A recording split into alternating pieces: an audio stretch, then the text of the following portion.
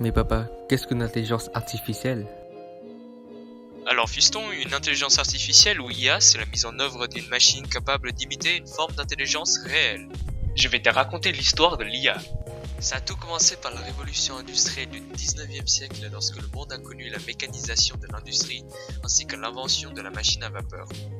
Cela a poursuivi avec une deuxième vague d'innovation, la deuxième révolution industrielle au début du 20e siècle qui nous a permis de produire de plus en plus de voitures grâce à la production en masse du travail en chaîne.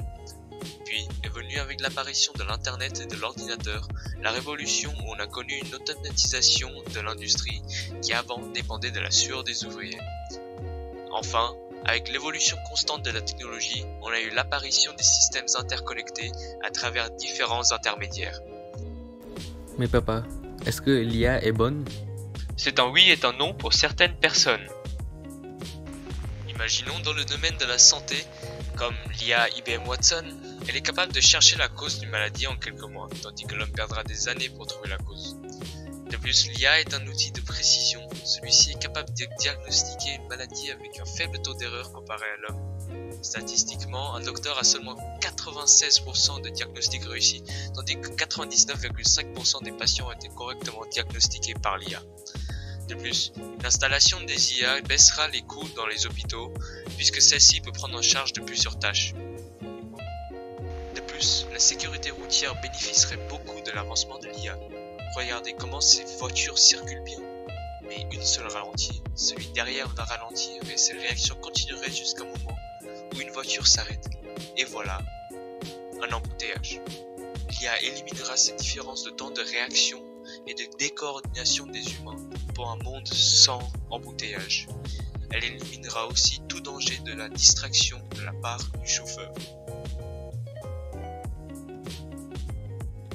En outre, l'IA est une actrice dans le marché financier puisqu'elle peut savoir quand les prix baissent ainsi que prédire quand les prix monteront pour vendre ou acheter. L'IA créera environ 2,3 millions de postes d'ici 2030. Cependant, l'IA peut rendre l'homme malheureux. Il est possible qu'avec l'apparition de l'IA, le bouleversement dans le marché du travail peut être si important qu'il peut laisser des millions de personnes sans emploi. La valorisation des salariés les plus qualifiés et la mise en écart des salariés moins qualifiés qui verront leur emploi occupé par l'IA, comme par exemple un conducteur de camion, introduirait une classe inutile. Par conséquent, cela aggravera seulement l'inégalité qui existe déjà entre riches et pauvres. L'IA peut être seulement accessible par les riches pour en tirer des profits. Mais papa, est-ce que l'IA va nous dépasser? Plusieurs personnes disent oui. La supériorité de l'homme se trouve dans son intelligence. Grâce à son intelligence, il est capable de tuer un animal plus gros. Mais avec l'IA, il s'agit du phénomène de la singularité où les hommes ne seront plus les plus intelligents sur Terre. Où le progrès ne dépendra plus de l'homme puisque l'IA serait assez avancée pour s'auto-améliorer. La question se pose donc si l'IA est à notre niveau. Est-ce qu'il vivra sous les mêmes droits et devoirs que nous? Si l'IA tue un homme, doit-on punir l'IA ou son programmeur?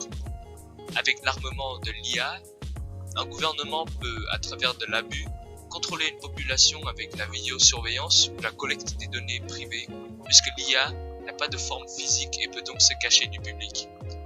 En outre, l'IA ouvrira une porte à de nouveaux types de guerres sur un nouveau champ de bataille, comme l'Internet, mais aussi à travers l'utilisation des drones comme celle dans les attaques sur le président du Venezuela.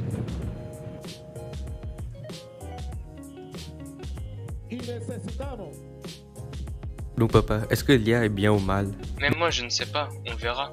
Tout ce que je sais, c'est qu'on a déjà un pied dans l'ère de l'IA.